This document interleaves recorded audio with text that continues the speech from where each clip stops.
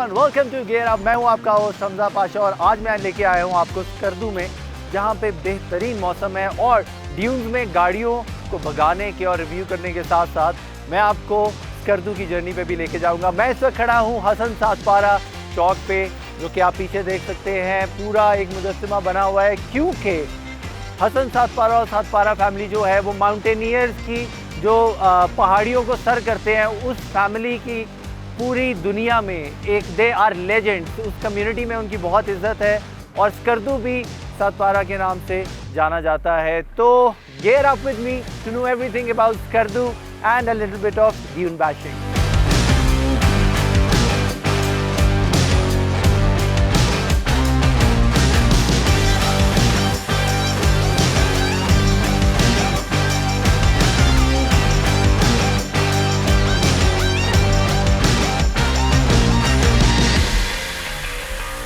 हम जा रहे हैं एक्सप्लोर करने। स्कर्दू के अंदर एक बुद्धा स्टोन है और उसका रास्ता मुझे लग रहा था कि पक्का है सारा, लेकिन वो आधा पक्का और आधा कच्चा है। लेकिन बहुत ही मज़ेदार रास्ता है, फुल एडवेंचरस वाली फील आ रही है। और देखते हैं कि बुद्धा स्टोन जो है वो कैसा है।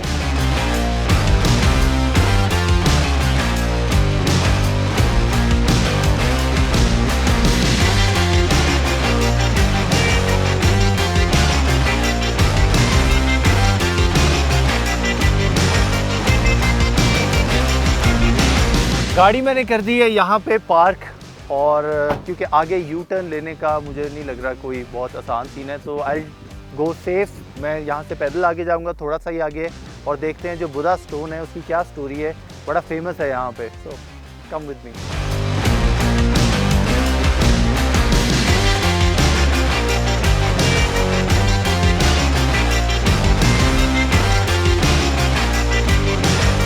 गाड़ी से निकलने के बाद एहसास हुआ है कि ऐसे तो ना हो पाएगा। जैकेट ज़रूरी है क्योंकि ये हम थोड़ा सा हाइट पे आ गए हैं। यहाँ पे चश्मे चल रहे हैं तो सर्दी टका के है।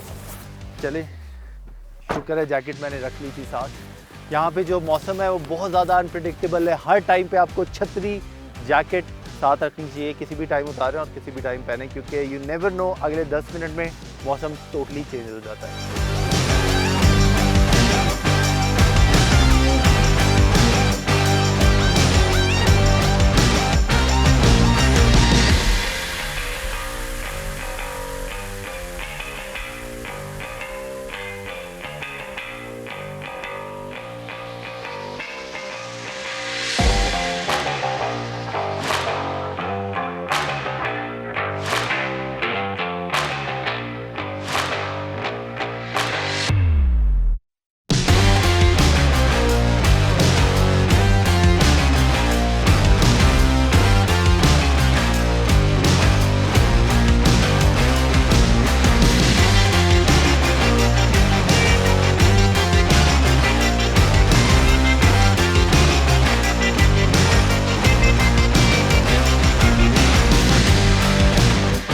ये मेरे पीछे है मंथल बुद्धा रॉक, जो कि 9th सेंचुरी में बना था। और उसके बाद मुझे टू बी ऑनेस्ट सच पूछे तो मुझे लग रहा था ये एक बुद्धा रॉक एक स्टैचू टाइप होगा या रॉक के ऊपर एक 6-8 फीट का होगा, लेकिन इसकी हाइट चेक करें।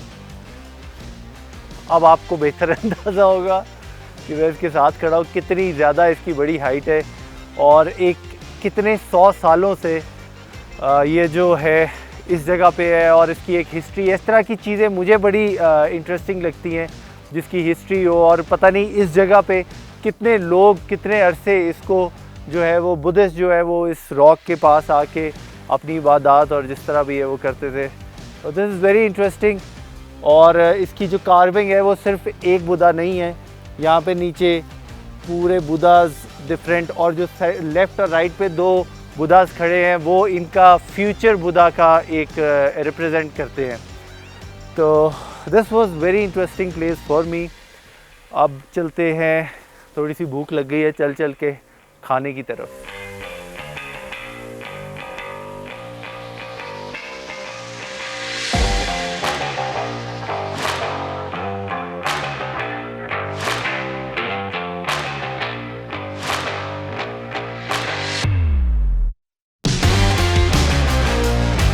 बुदा रॉक से हो के अब हम चल रहे हैं, कुछ भूख सी लग गई है और यहाँ पे खाने जो हैं वो कमाल के हैं, क्योंकि बहुत सारी जो डिशेस हैं वो इनकी अपनी है और वो आपको और दुनिया में शायद कहीं ना मिले, क्योंकि इनकी अपनी स्पेशलिटी है खानों की। और एक दफ़ा मुझे गाड़ी मोड़नी पड़ी है दोबारा।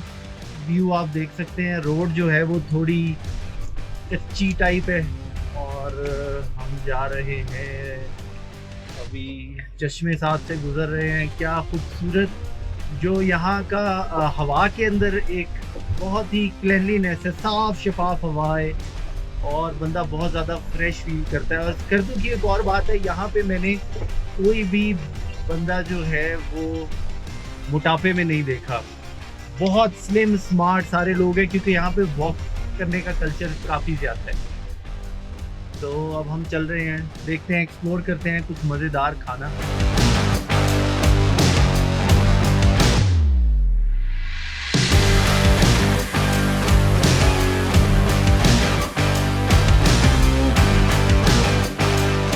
स्कर्दू आने से पहले मैं एक्सपेक्ट कर रहा था इतना बड़ा स्कर्दू नहीं है, लेकिन यहाँ आके आपको एक जगह से दूसरी जगह जाने में 45 to 50 मिनट से 1 घंटा भी लग सकता है। तो स्कर्दू एक अच्छा खासा बड़ा शहर है, बहुत खूबसूरत शहर है। यहाँ के लोगों की हॉस्पिटैलिटी बहुत अच्छी है। आपको यहाँ पे नई गाड़ियाँ कम मिलेंगी, ज़्यादातर इधर जो थोड़ी सी पुरानी गाड़ियाँ हो चुकी हैं, ज़्यादा पायदार गाड़ियाँ हैं, रिलायबल गाड़ियाँ वो नज़र आएंगी। और आप यहाँ पे जिस तरह के मेरे पास मित्सुबिशी की पजीरो है, यहाँ से ये आप गाड़ी बड़े आराम से हायर कर सकते हैं और रेकमेंडेड भी यही है, क्योंकि इसकी ट्रैवलिंग जो है वो आपको इस्लामाबाद से 12 घंटे तकरीबन लगते हैं यहाँ तक पहुँचने में, अगर आप कॉन्टीन्यूसली ड्राइव करें। और लाहौर से ऑब्वियसली इसमें आप 3 से 4 घंटे ऐड कर लें। तो जो लोग बहुत ज़्यादा ट्रैवलिंग अवॉइड करना चाहते हैं, सिर्फ इंजॉय करना चाहते हैं, यहाँ पे एयरपोर्ट है जहाँ पे ऑलमोस्ट डेली फ़्लाइट आती है, 1 से 2 फ़्लाइट्स आती हैं इस सीज़न में। तो आप आराम से यहाँ बाय एयर आएँ, गाड़ी रेंट करें और अपना जो है वो इंजॉय करें सफ़र। और स्कर्दू की खानों के बारे में मैं आपको बताता चलूँ कि स्कर्दू की बहुत सारी डिशेस हैं जो कि सिर्फ आपको स्कर्दू में ही मिलेंगी। वो इनकी ट्रेडिशनल डिशेस हैं, जिस तरह ममतू है और इस तरह की, और नाम थोड़े मुश्किल है उनके, तो कुछ मैंने सीखे हैं। ममतू है, पपलू है आई थिंक तो पपलू, ममतू और इस तरह की जो डिशेस है वो यहाँ पे बनती हैं, लेकिन ऑर्गेनिक बनती हैं। ये लोग खानों में, अपने लोकल खानों में बहुत कम स्पाइसेस यूज़ करते हैं।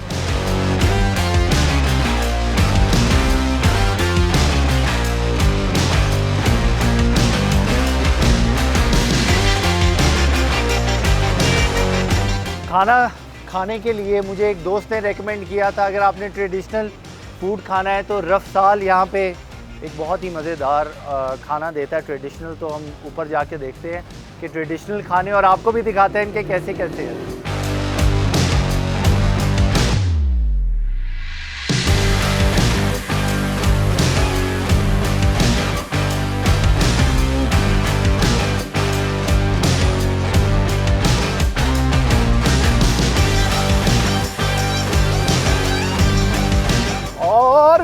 सक्सेसफुल, राउंड 2 भी हमारा एक तरह से कंप्लीट हो गया।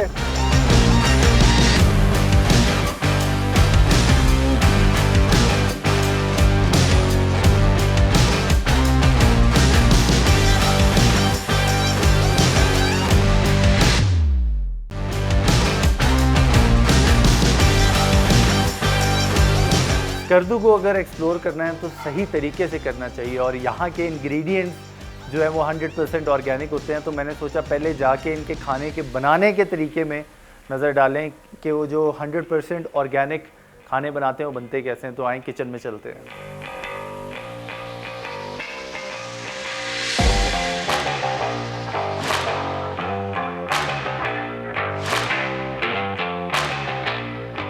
हम पहुंच चुके हैं किचन में रफ्साल के, और आप ये शेफ़ हैं। आप हमने इसके बाद रेगिस्तान में गाड़ियां भगाने जाना है, तो आप हमें क्या रेकमेंड करेंगे इधर की ख़ास डिश? सर सबसे पहले गिलगित बल्तिस्तान में बिलखुसूस रफ्साल रेस्टोरेंट में हम आपको welcome. Thank you so much. आपकी स्कर्दू की हॉस्पिटैलिटी जो है वो, उससे तो मैं पहले ही बहुत इम्प्रेस हूँ। बहुत अच्छा इखलाक है। तो ये सब कुछ ऑर्गेनिक पड़ा हुआ है? जी सर, ये हमारे अपने जो है ना इलाके की जो है ना काश किए हुए बिल्कुल 110% ऑर्गेनिक जो है ना हमारे इंग्रेडिएंट्स हैं। क्या बात है। तो सर हम आपको जो है ना सर्दी का इलाका है तो हम उसके हवाले से आपको अभी तो सर्दी के शुरू जो है ना सर्दी भी शुरू हुआ है तो हम आपको एक ट्रसबले बनाते हैं। ट्रसबले? जी सर, एक नाम इनके मुश्किल हैं लेकिन खाने मज़े की। जी सर, एक जो है ना अच्छा आपको हम किसीर बल्ती जो है ना बहुत फेमस डिश है। किसीर बल्ती? जी सर, बल्ती ये में क्या चीज़ है? सर ये जो है ना हमारे बकव्हीट है जो हम खुद काश्त करते हैं। ओह ज़बरदस्त। इसका मतलब पक्की बात है कि ऑर्गेनिक? जी सर, ऑर्गेनिक है ये जो है ना आप जो है ना किसी से भी जो है ना आप इसकी जो है ना वो कर सकते हैं। ये बकव्हीट है, ये मैदे की जिन लोगों को मैदे और जो है ना अच्छा ये मैदे के लिए बेहतर है उसकी जो शिकायत जिन लोगों को है उसके लिए बड़ा मुफीद है। क्या बात तो इसमें हम आपको जो है ना एक किसिर बनाते हैं। किसिर? अच्छा, दूसरा हम आपको ब्रंगेज बना रहे हैं। जी ब्रंगेज, किसिर और सर ये भी जो है ना अपना देसी जो है ना सत्तू का आटा है। क्या बात है। अच्छा, देसी जो है ना ऑर्गेनिक जो है ना मक्खन के साथ क्या बनाए जाते मक्खन हैं। तो देख के ही मज़ा आ रहा है कि तो ये तो आप जो है ना इसको आप इंग्लिश में भी ले सकते हैं क्योंकि ना मेहमान नवाजी के लिए बस ज़बरदस्त है। मैं जाके वेट कर रहा हूँ खाने का, मैं वेट कर रहा हूँ। आप मुझे बना के खिलाएं। यहाँ की डिशेस, लोकल डिशेस ट्राई करने के लिए मैं पहले ही बहुत एक्साइटेड हूँ।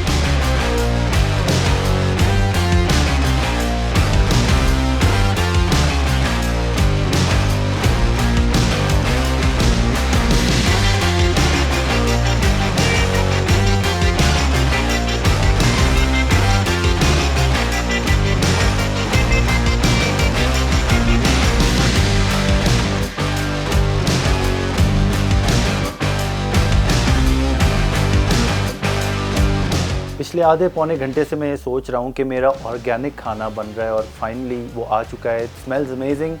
ये है सूप और मुझे इन्होंने काफ़ी ज़्यादा सर्विंग दे दी है। शायद मैं शक्ल से इन्हें बहुत ज़्यादा भूखा लग रहा था तो इसके नीचे फुल आग शाग जल रही है उसको ताकि सूप फ्रेश रहे। वाह, सबसे पहले तो मैं सूप ट्राई करूँगा।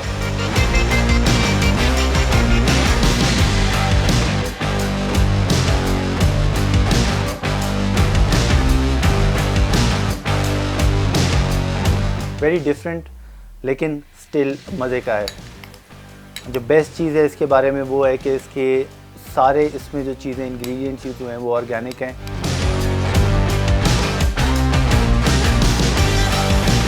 अमेजिंग। अब देखते हैं, ये इनकी स्पेशल डिश है केसर जो कि वॉलनट ऑयल,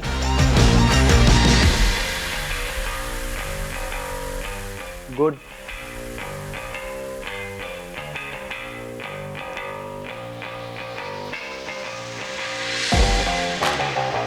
बड़ा ज़बरदस्त टेस्ट है।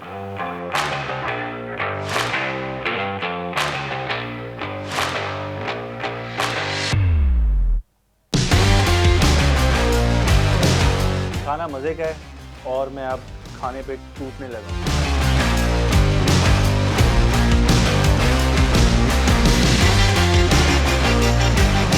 यहाँ की ट्रेडिशनल डिशेस खा के मुझे तो मज़ा आया और अब हो गए हैं हम फुल। लेकिन अब इस खाने को हज़म करने के लिए हम चलेंगे जहाँ पे ड्यून्स हैं। गियर अप है तो गाड़ियों की टेस्टिंग ना हो ऐसा कैसे हो सकता है। वहाँ पे हमारे कुछ दोस्त जो हैं वो इंतज़ार कर रहे हैं अपनी 60 सीरीज़ जो है लैंड क्रूज़र्स लेके। थोड़ा ड्यून पे जाके उनको टेस्ट करते हैं क्योंकि वो पुरानी गाड़ियाँ जो है वो बहुत ही 1989 की उनके पास 3 गाड़ियाँ हैं और वो उन्होंने स्पेशल इनविटेशन दिया है कि अब आएँ और हम इसको रेगिस्तान पे टेस्ट करते हैं। और मैं ख़ुद भी लर्न करना चाहता हूँ। ड्यून्स का मुझे बहुत ज़्यादा एक्सपीरियंस नहीं आया, मैं बेसिकली यार ट्रैक ड्राइवर, तो वहाँ पे जाके सीखूँगा और खाना भी ड्यून्स पे I am sure, more than sure कि वो हज़म हो जाएगा।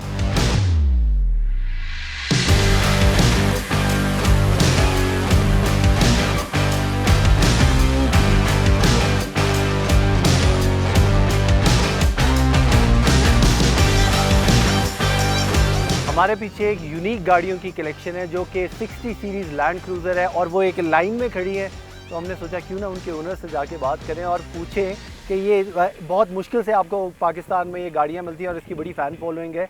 तो हम बात करते हैं उस्मान भाई से और समीर भाई से। How are you? I'm good, sir. क्या हाल How are चाल है? you? वेलकम टू जी, गियर ठीक अप। Thank you. और 60 सीरीज़ का ये जो हॉर्न्स है ऊपर ये बने हुए हैं, जी जी इसकी क्या स्टोरी है? These are yoke horns. जी these are your phones. तो इसके पीछे क्या साइकोलॉजी थी या क्या? सर साइकोलॉजी तो कोई भी नहीं है, जस्ट फॉर लुक। लुक के लिए जी। एग्रेसिव। और Aggressive इनका look. जो एक ग्रुप है दैट इज़ हंट्समैन ग्रुप। तो ये इन स्पेशली 60 सीरीज़ ये गाड़ियाँ आपके पास है, इसकी क्या ख़ास आप मोहब्बत है 60 सीरीज़ से? लव है सर, क्रेज़ है जी। अच्छा, आपको लगता है कि नई गाड़ियों को भी जो आप कह रहे थे कि टक्कर दे सकती है और क्या सर उसकी ये गाड़ियाँ लाइक स्पेशली दीज मॉडल्स ये एवरग्रीन है, ठीक है जी। इनके साथ आई डोंट थिंक सो कि अदर फोरवीज इनके साथ मुकाबला कर सकती हैं। बिल्कुल, ये अपनी एक क्लास रखती हैं और अपना एक लेवल रखते हैं। इनके टायर्स के बारे में मैंने पूछा था, इनमें बड़े मल्टी टेरेन टायर्स हैं या किस तरह से? एक्चुअली डिपेंड करता है। अभी हम लोग ने थोड़ी सी गाड़ी को अपग्रेड किया हुआ है, जी। तो इस हिसाब से उसके हिसाब से हमने ये टायर्स लगाए हुए हैं। इसमें आप छोटे टायर लाइक उनकी गाड़ी के देखें आप, डिफरेंट साइज़ है। So it's mostly 33 size. और ये ऑल टेरेन है कि स्पेशली आप रेत के लिए कौन से सबसे टायर बेस्ट रहते हैं? Mud and snow. तो आप तो वेट कर रहे होंगे बारिश हो जाए और ये सारी रेत जो है मड में चेंज हो जाए ताकि आप टायर्स में से मैक्सिमम पोटेंशियल निकाल सकें। बिल्कुल बिल्कुल। इसमें सर मैं एक चीज़ ऐड करना चाहूँगा, ये जो आपने हॉर्न्स का क्वेश्चन किया था कि आपने हॉर्न्स क्यों लगाए हैं, bull is sign of a strength and these jeeps are also a sign of a strength and that's sign the of a basic- toughness also. These jeeps are very rough and Rough tough and tough. like and bulls. tough, yeah, you That's can वो why इनको we देख के भी अंदाजा हाँ। हो रहा है कि ये कहीं भी जा सकती हैं कहीं और anywhere. कुछ भी। तो इसको हम मेरे ख्याल में लेके चलें तब पता चले कि कहाँ कहाँ जा सकती है। या sure, Exactly. Why not, Let's please go. Let's have a ride.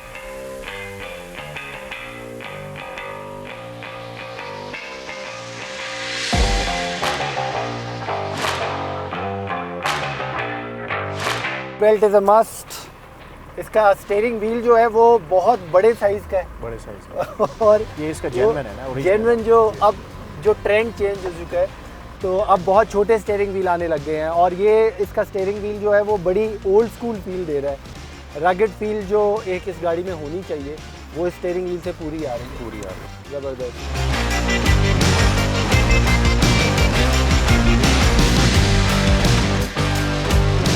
अच्छा समीर भाई, इसका थ्रॉटल जो है वो मुझे बड़ा सेंसिटिव लग रहा है। है जी। हल्का सा भी थ्रॉटल दे तो दे तो- इंस्टेंट आपको रिस्पांस मिलता है, बिल्कुल। किसी किस्म का डिले या वो नहीं कोई है, चक्कर नहीं है। बिल्कुल। रॉ पावर है, जी, बिल्कुल। जिस टाइम कहें आपको मिलती है। बिल्कुल। और इसके टायर्स का जो एक प्रेशर है उसके बारे में बताएं, जो हमें एक खास प्रेशर रखना होता है। एक्चुअली डिपेंड करता है आप डेजर्ट में जब जा रहे हैं कितना डीप आप जा रहे हैं। अगर आप अच्छा। ड्यूलिंग कर रहे हैं तो लाइक 22 भी रख सकते हैं, 20 भी रख सकते हैं, 18 भी, 16 भी। अच्छा, कम एक प्रेशर होगा तो सरफेस एरिया आपका बढ़ जाता है टायर का। जी, जी। उससे ये है कि आपकी गाड़ी का टायर जो है वो धंसता नहीं। धंसता नहीं। और बर्फ और में गाड़ी इसका भी- ऑपोजिट होता है। जी जी, बर्फ में इसका ऑपोजिट होता है। बर्फ में ऑपोजिट होता है क्योंकि आपको कम से कम व्हील की जगह चाहिए ताकि वो स्लिप ना हो। जी, सरफेस एरिया कम होगा उतनी ग्रिप उतनी रहेगी। ग्रिप रहेगी। मज़ा तो ये पूरा दे रही है गाड़ी, बिल्कुल मलाई की तरह चल रही है इस वक्त। इसकी एक चीज़, एक एक्सपीरियंस मेरा ये भी है कि आप इस पे जितनी एक्सट्रीम लेवल की आप ऑफ रोडिंग करेंगे ना, ये गाड़ी कभी आपको बोर नहीं करेगी, थकाएगी नहीं आपको। हमारे साथ कॉनवॉय में एक गाड़ी पीछे भी है और ये हम रैली ट्रैक के ऑन एंड ऑफ चल रहे हैं। कभी रैली ट्रैक पे हम आ जाते हैं और कभी उसके अलग चले जाते हैं। अब मुझे अंदाज़ा हुआ है वाकई कि इस गाड़ी पे साइड सीइंग का एक और लेवल है। सनरूफ खुला है तो फुल मज़ा दे रही है गाड़ी। अच्छा, ये ट्रैक जा रहा है अभी ड्यून्स की तरफ ड्यून्स की तरफ से। और इसको गाड़ी को हम ड्यून्स में देखते हैं कैसा परफॉर्म करती है, क्योंकि यहाँ पे तो बहुत ज़्यादा सॉफ्ट सैंड नहीं है। लेकिन आगे हम जा रहे हैं बहुत ही खूबसूरत ड्यून्स पे और मौसम मैं कहता हूँ कमाल हो गया है।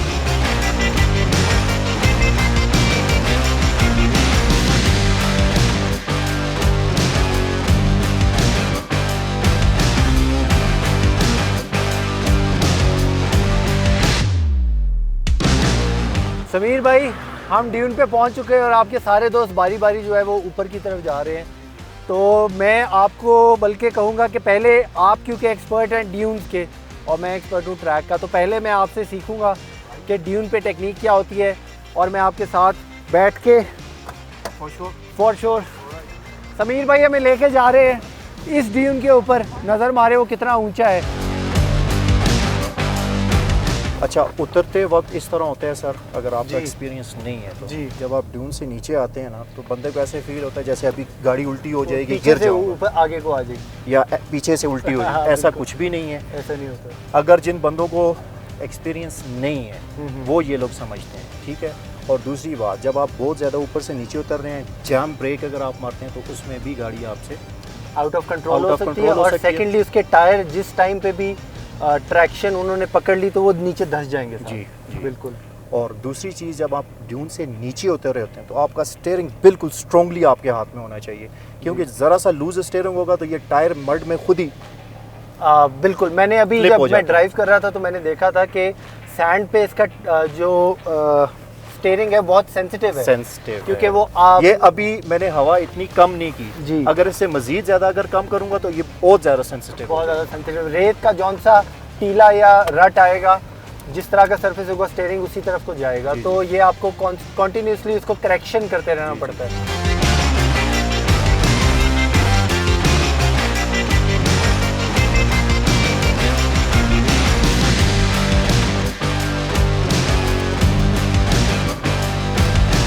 हम इस ड्यून पे जाने के लिए समीर भाई पहले मुझे लगता है मोमेंटम बनाने जा रहे हैं। जी।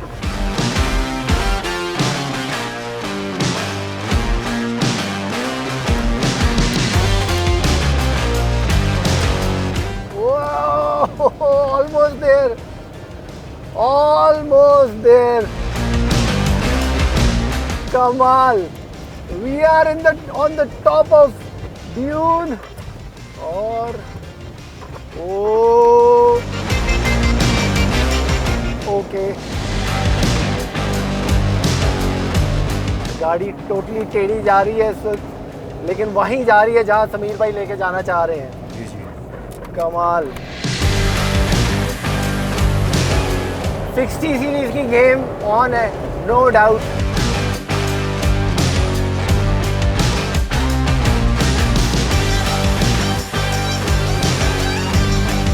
जी, हम सीट बेल्ट पहन रहे हैं और समीर भाई मुझे उन्होंने काफ़ी अच्छा टूर दिया है, और अब हम इसको लो 4 में ही लेके जाएंगे। जी जी, लो 4 में। लो 4 में लेके, ये वही सेटिंग है जो आपके पास जो मैंने की है जी। की थी। और चलें, गो जी।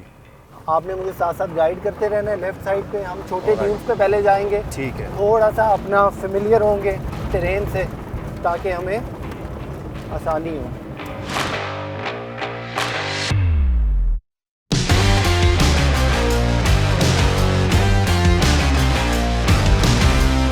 गो।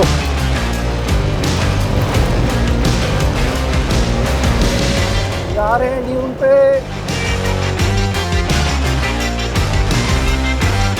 हम उतारने लगे हैं इसको ड्यून के ऊपर से, और वी वर सक्सेसफुल। राउंड 2 भी हमारा एक तरह से कंप्लीट हो गया। उस ट्रैक पे जाए। Good good good.